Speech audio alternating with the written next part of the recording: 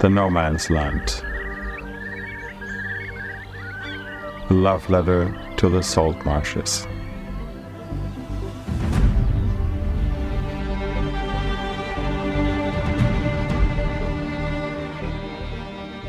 Pomerania, a name that evokes the sea. The Baltic Sea, which harbors the ocean sun, typical seaside icons, and the traditions of Pomerania.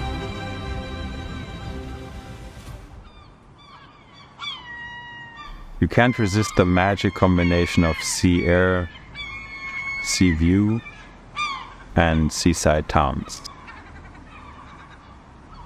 Everything here is filled with longing for the sea. And everyone has the same destination: the waterfront. A front row seat. But close to the beach is also close to the brink. And the front row is fragile. You can hear the rising sea knocking on the doors of villas along the seafront. The outer coastline has begun to slide.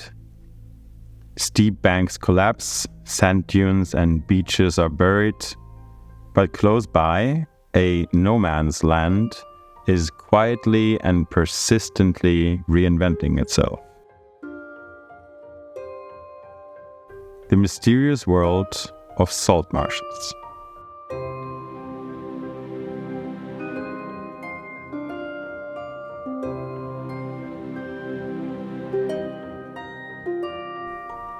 All of it takes place almost unnoticed.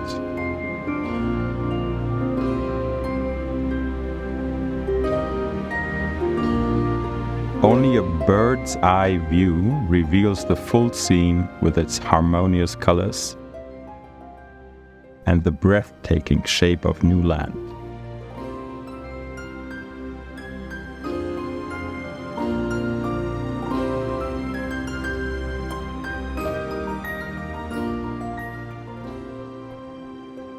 The virgin land and grassy plains look almost otherworldly. This is the story of the ever-changing and sometimes incomprehensible existence of the coastal grasslands.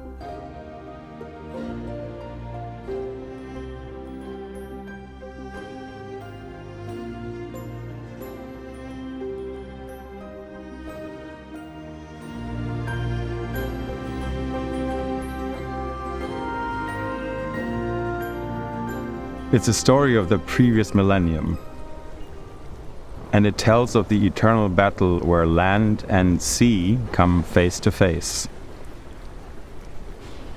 where there are no winners or losers.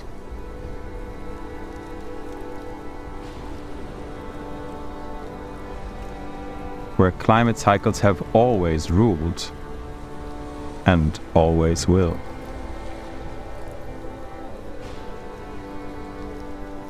Coastal salt marshes are in essence part land and part sea. Habitats of both realms with an ever-changing appearance. Everything about them is unique. Barely visible over the surface of the water, they appear as nothing more than a thin line against the horizon, as if they had just emerged. In the dazzling reflection of sunlight, you might, just for a second, think you see mythical creatures floating over the water. Boundless openness.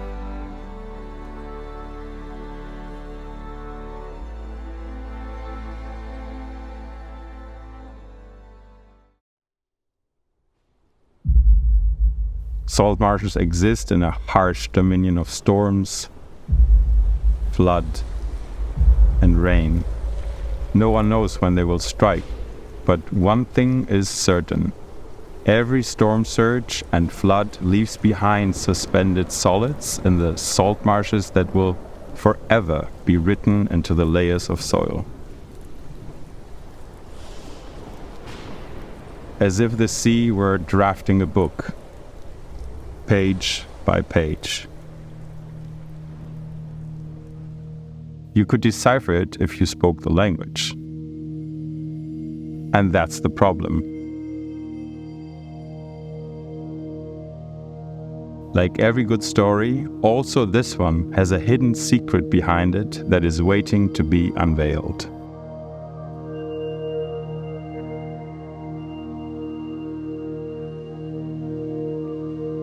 The lowest line, making it the oldest entry into the Journal of the Coastal Salt Marshes, is black, through and through. We are looking at a black layer, a deposit as famous as it is enigmatic. It took until today to recognize it as a sign of dramatic downfall, a cataclysm. Perhaps even an evil omen. 1,000 years ago, no one had cause for fear, though. The lands of the north were brimming with optimism and readying themselves to take on the future. The Slavonic fort Usedom had decided to embrace Christianity. Monasteries were being built in many places, such as in Eldena along the Bay of Greifswald. Our cities and cathedrals were being founded. The Hanseatic League had invented long-distance trade.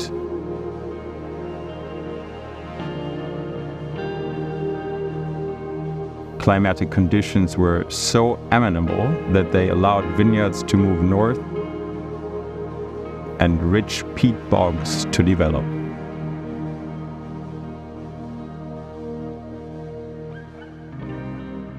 Then it changed. Almost overnight, this golden age was overturned. Solar activity weakened. Dust and volcanic ash covered the sky. Storms chased across the coasts, corroding their shores. The winds had turned, not just metaphorically.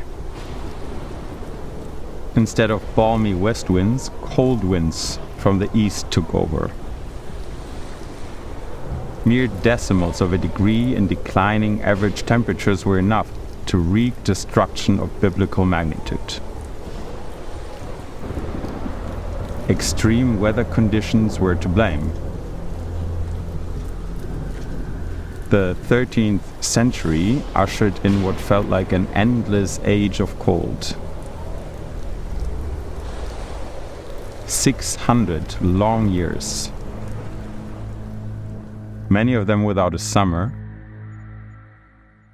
but with crop failures, sickness, and wars.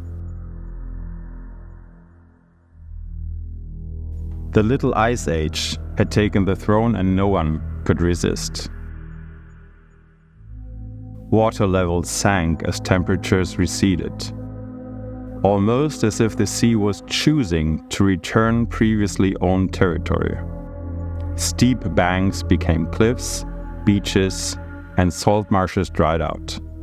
The peat bogs that had grown over centuries collapsed because of the lack of water. Only their mortal remains were left behind. The deep black pitchy smear of the black layer, which is the secret behind this mystery.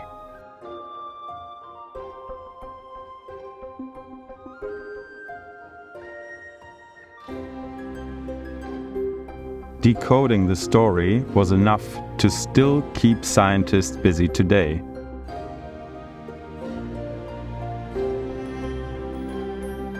In many places, the black peat layer is the leading marker for the onset of the Little Ice Age.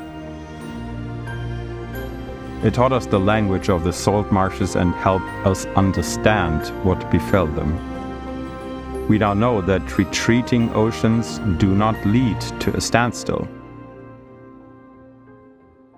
On the contrary, storm surges with forces unknown today regularly battered the coasts. Islands and land bridges were destroyed, thousands drowned.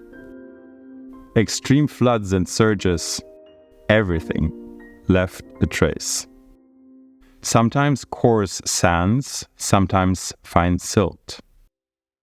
Over centuries, these deposits built up to 0.5 meter, despite low ocean levels. Every storm added and still adds to this journal of salt marshes. What's new about it is that we can now read along.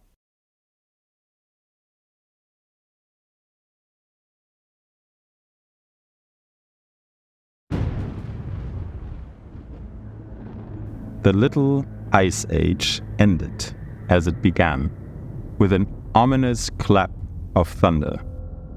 In the middle of November 1872, a record-breaking flood swept the Baltic coastline. Almost 300 perished, and more than 10,000 lost their homes. Flood markers serve as a permanent reminder and warning of this tragic day. It was an apocalypse that became the measure of all storm surges. Contemporary society saw it as an unparalleled declaration of war by the sea. It turned to building dikes wherever possible.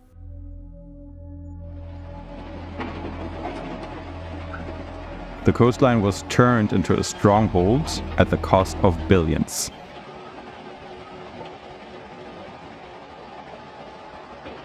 When this protective campaign paused, several 10,000 hectares of salt marshes had been wrestled back from the sea, cordoned off and drained.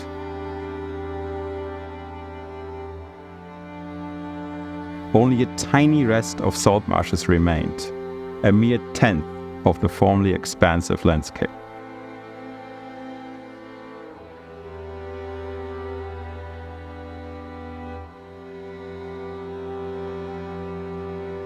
The northern part of the island Usedom provides a compelling and frightening example of the struggle against the sea.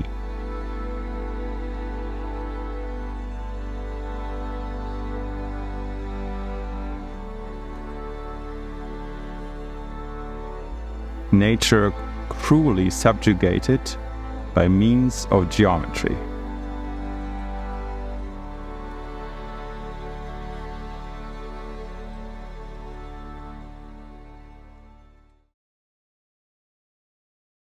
What nobody knew at the time, the unparalleled flood was not just a clear demonstration of power by the sea. In hindsight, it also portended a new age. Without anyone really understanding it, the climate became more friendly. The cold from the east was banished, and a warm period began, which has lasted until this day. It has given us everything we know: wealth, abundance, and happy summers by the Baltic Sea. But also a faulty memory.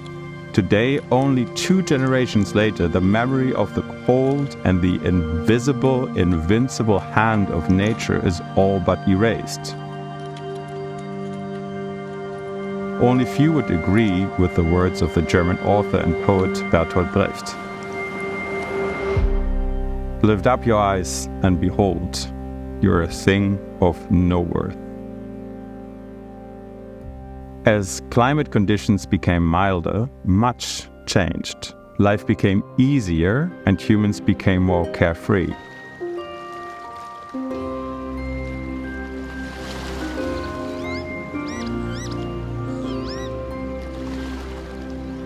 To this day, we do not believe that building all those dikes along the coast caused the loss of one of our most loyal allies, the salt marshes that protected us from the whims of the ocean.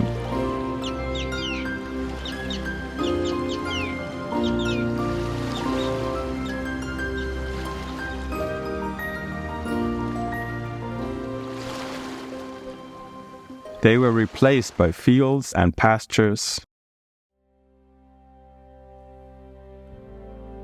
even buildings. We are now coming to realize that we ourselves accelerated the natural warming of the climate into something else. As a result, the volume of water is increasing and water levels are rising. We face the unstoppable rise of sea levels and a sinking realization.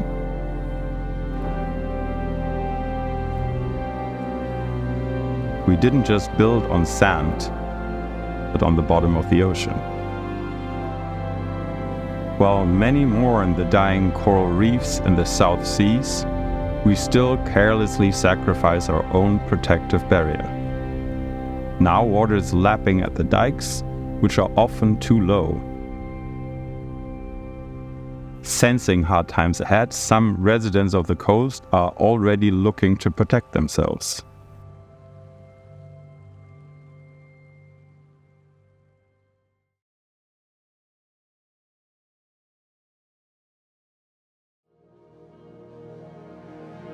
No excess is tolerated in the territory where land and sea meet. Even flowers appear muted, subdued. The true architect of this miraculous world is a shy little plant, humbly named after its home, the salt marsh rush. It secretly holds everything together and only reveals its true charm from up close.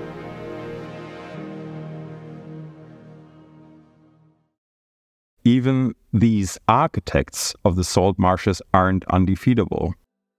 They too have chinks in their armor.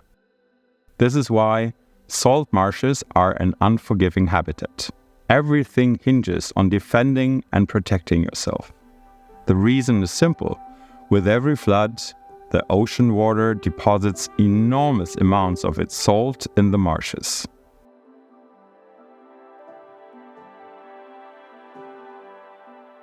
In the summer, after the winter floods have long been forgotten, this salt wields its power. The longer and hotter the days are, the more evaporation there is.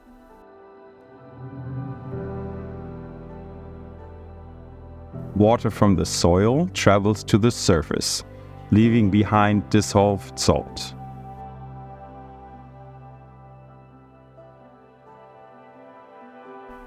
There is only one way to get to vital water in this salty world.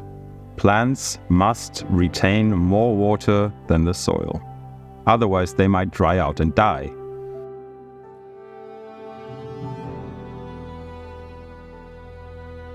That is why most grasses and herbaceous plants in salt marshes have thick, fleshy leaves.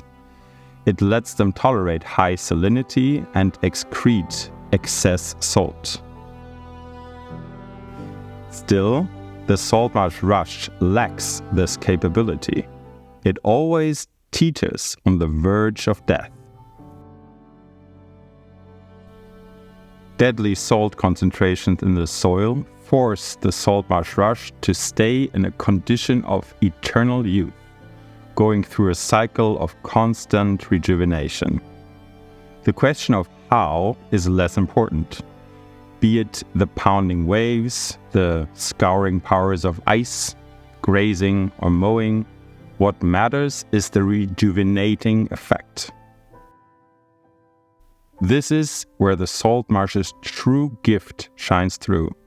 The more endless its youth, the more radically it is raised, the thicker and more seamlessly it grows. Behind all this lies its superpower: self-healing after stress. It is fueled by the inextricable link between human behavior and natural forces. Salt marshes have always been grasslands, appreciated by farmers and shepherds, valued as reliable hay meadows and grazing pastures. In some places they were the heart of transhumance.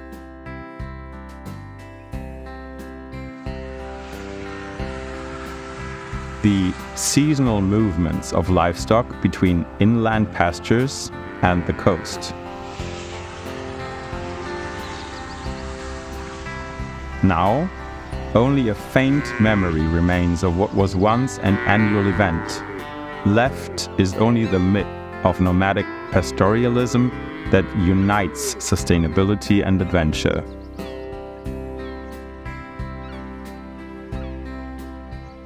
Decades of grazing cattle herds led to expansive growth of the salt marsh grasslands. It followed a familiar principle: growth through consumption. In this case, the stress of grazing accelerates the growth of the salt marsh rush. In concert with cattle trampling it, the salt marsh rush is unrivaled. It is the only plant capable of creating the foundation of salt marshes and taking on the ocean. The roles are perfectly cast. Every single plant reacts to the grazing with excessive root growth. Put more simply, the growth below surpasses what is bitten off above.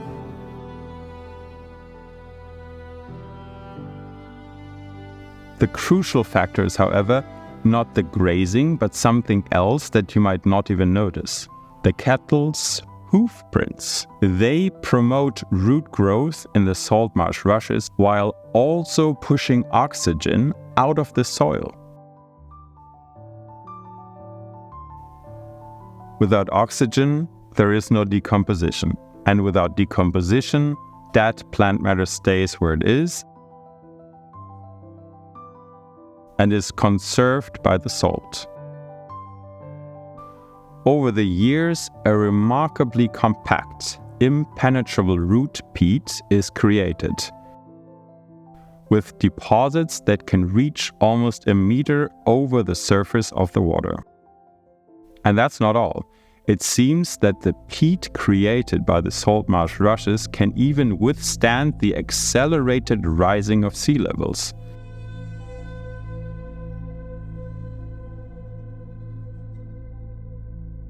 It is currently growing by 3 millimeters per year.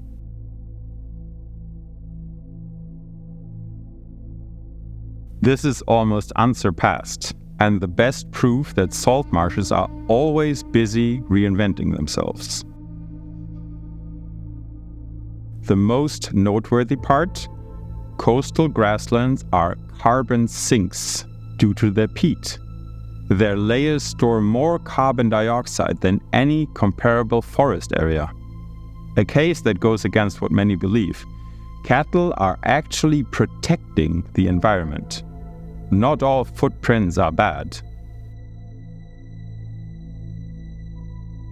But this balance is fragile. When these bovine helpers stay away, the salt grasslands become vulnerable and their usually lush green cover becomes tattered. A mere summer without cattle and the salt marsh rushes age. Over time, the high salinity kills them, the grass cover loosens and their roots wither. And finally, this precious foundation crumbles. The salt marsh rush has enemies, we now see.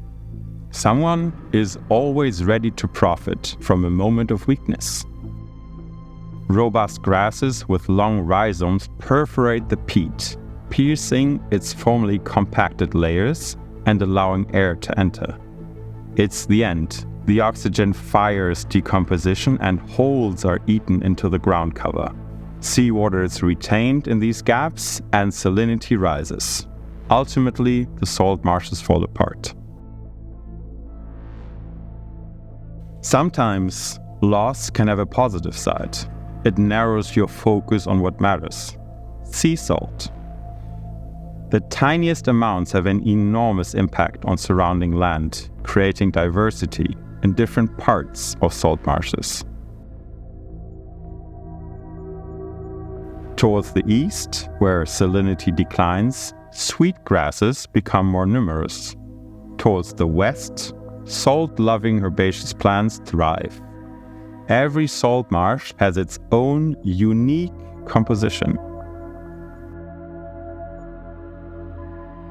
Hidden from view, we discover something unexpected.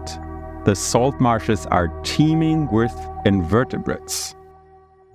Armies of small and even smaller herbivores and predators are on the prowl to share in the riches of the salt marsh. What looks like an orgy of eating and being eaten is really part of an intricate food chain that is designed for one thing: to refine plant energy into sustenance. Almost all these invertebrates are specialists for water and high salinity, and almost all are exceptional creatures. And one of them is unique worldwide: Agonom monachum. The ground beetle has highly specialized needs for its habitat. It is found in only a few salt marshes and will go extinct if no one protects it. Once a year, the usually so restless salt marshes stop to take a breath. Between the last winter flood and the first push of heat lies what would be called spring in other places. Even this short period seems to follow its own rules. Torn between barrenness and abundance, a sense of the high north permeates the salt marshes. The winter's cold of the sea slows down plant growth, but does not impede mass development of mosquitoes. For just a moment, the tundra touches the coast along the Baltic Sea, a paradise for waders.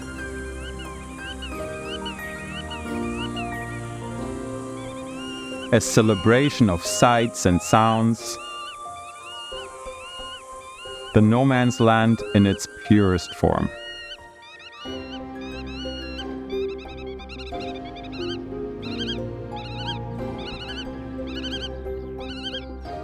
The birds are the ultimate projection of this landscape. Muted colors,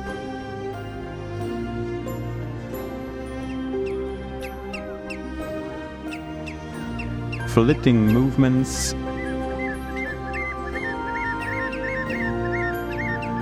eccentric looks, they embody every aspect of the salt marshes. The waders make the open grasslands and tangy air their stage to perform their zest for life and mating rituals. For a short time, these usually skittish birds throw caution to the wind. They pose and preen with their earth-colored plumage, long legs and narrow wings that normally just serve to ensure their survival. Their usual darting flight becomes a light-hearted game of chase with sharp turns, graceful arcs, and daredevil dives and climbs. The air rings with joyous cries, chirps, and cheeps.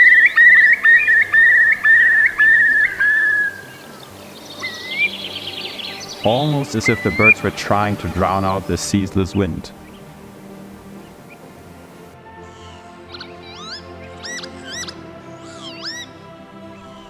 And yet, high spirits aside, secrecy reigns where it matters.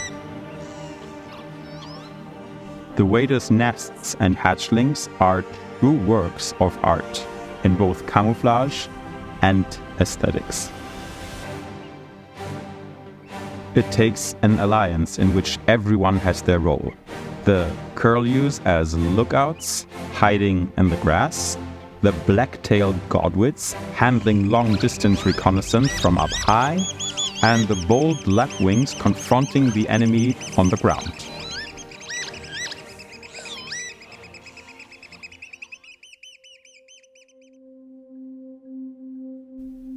At some point, quietude returns. An endless silence, it would seem. Every spring, the number of waders wanes, and the salt marshes lose a little more of their soul, because the riches of nature dwindle in the wake of human wealth. Consider the usual suspects: nutrient loads from air and sea, the changes in land use as pasture farming declines, the fragmentation of habitats because of building projects.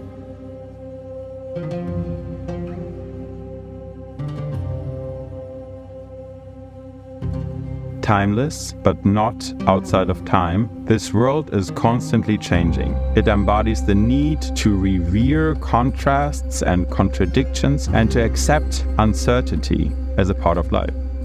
But there is some good news too. Our courage in allowing uncertainty to exist is growing. The Mongolians seem to appreciate the interdependence in grasslands.